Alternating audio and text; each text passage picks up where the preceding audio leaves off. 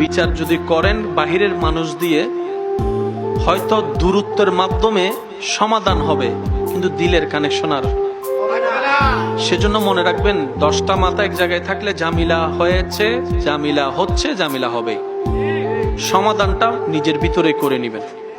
বাহিরের মানুষকে এনে নিজের পরিবারের ভাইকে, বোনকে, আত্মীয় স্বজনকে ছোট করার কোনো দরকার, কারণ এই পৃথিবীতে কেউ আমরা নিষ্পাপ নই।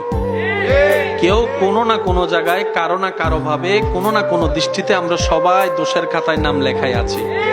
আর অন্য সবকিছু তো বাদ দিলে রবের খাতার মধ্যে আমরা সবাই কিন্তু আসামি হিসেবে আছি। সেজন্য বিচারক না হয়ে সবসময় সমাধান হয়ে বন্ধুত্বের ভিতরে একজন আরেকজনকে ছাড় দিয়ে সমাধান করার চেষ্টা করবেন। মনে রাখবেন, যে রবের বান্দার জীবনকে সহজ করে, ওই বান্দার রব ওই বান্দার জীবনকে সহজ করে দেয়। সুবহানাল্লাহ। যে রবের বান্দার জন্য নিজের দয়াকে, মায়াকে, ভালোবাসাকে উন্মুক্ত করে দেয়, ওই বান্দার রব তার জন্য রহমতের দুয়ার সবগুলা খুলে দেয়। সুবহানাল্লাহ।